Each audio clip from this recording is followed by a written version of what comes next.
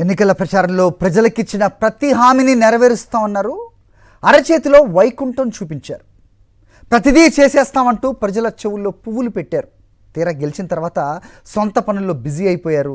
సంపద సృష్టి సంగతి పక్కన పెట్టి సొంత సంపద పెంచుకునే పనిలో పడ్డారు. అయితే ప్రజల చుట్టూ తిరిగి ఓట్లేయించిన ద్వితీయ శ్రేణి నేతలు మాత్రం ప్రజలకు మొహం చూపించలేకపోతున్నారు. దీంతో ఒక్కొక్కరుగా రివర్స్ అవుతున్నారు. ఇచ్చిన హామీలను అమలు చేయాలంటూ సొంత పార్టీ నేతలే కూటమి ప్రభుత్వాన్ని నిలదీస్తున్నారు. నోటుకొచ్చిన హామీలు ఇవ్వడం, ఆ తర్వాత మర్చిపోవడం చంద్రబాబుకు వెన్నతో పెట్టిన విద్య. ఈ క్రమంలో ఆయన పొడిచిన వెన్నుపోట్లకు కొదవేలేదు. ఆయన నాలుక మడతలకు అంతే లేదు. ఆయన మాట మార్చిన విధానం చూస్తే గుండె ఆగినా ఆశ్చర్యపోనక్కర్లేదు. ఇప్పుడు ఈ వ్యవహార శైలి కూటమిలోని భాగస్వామ్య పార్టీలకు కూడా నచ్చడం లేదు. దీంతో బహిరంగంగానే సొంత పార్టీల నేతలపై విమర్శలు చేస్తున్నారు. తమ మొహాల్ని ప్రజలకు చూపించలేకపోతున్నామని ఆవేదన వ్యక్తం చేస్తున్నారు. మరీ ముఖ్యంగా అనకాపల్లి జిల్లాలో ప్రధాన సమస్యలైన సోడవరం షుగర్ ఫ్యాక్టరీ, నియోజకవర్గంలో రోడ్ల పరిస్థితులపై ఏం మాట్లాడాలో అర్థం కాని అయోమయ స్థితిలో పడిపోయారు జనసేన, బీజేపీ నేతలు. ఈ క్రమంలో వాళ్ళు చేస్తున్న ప్రకటనలు కూటమిలో ప్రకంపనలు సృష్టిస్తున్నాయి. అసలైన వాస్తవాల్ని ప్రజల కళ్లకు కడుతున్నాయి.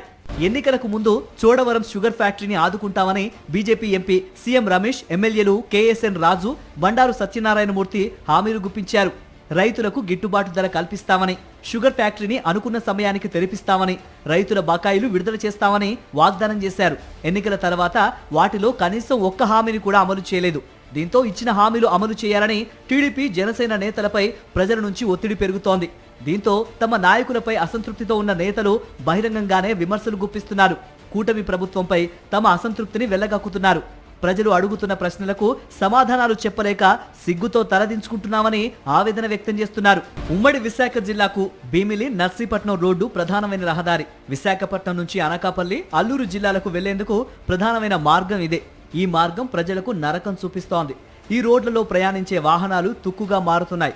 ఎంతో మంది ఈ గుంతల రోడ్లలో ప్రయాణించి ప్రమాదాల బారిన పడుతున్నారు. మరికొంతమంది ప్రాణాలు కోల్పోయారు. వడ్డాది విజయరామరాజుపేట దగ్గర 2 బ్రిడ్జిలు కూలిపోయాయి. వాటిని అధికారంలోకి వచ్చిన 3 నెలల్లో పూర్తి చేస్తామని కూటమి నాయకులు హామీ ఇచ్చారు. అధికారంలోకి వచ్చి ఏడాదిన్నర దాటుతున్నా ఇప్పటికీ ఆ ఊసే ఎత్తలేదు.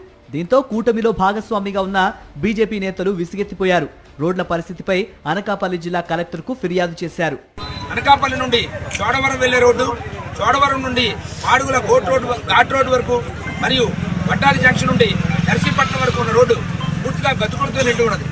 ప్రతిరోజు వేలాది మంది ప్రయాణికులు చాలా ఇబ్బందులు పడుతున్నారు. ప్రమాదాలు జరిగి ప్రాణ నష్టం కూడా జరుగుతుంది. కావున వెంటనే ఈ రోడ్డు రిపేర్ చేయించాలి.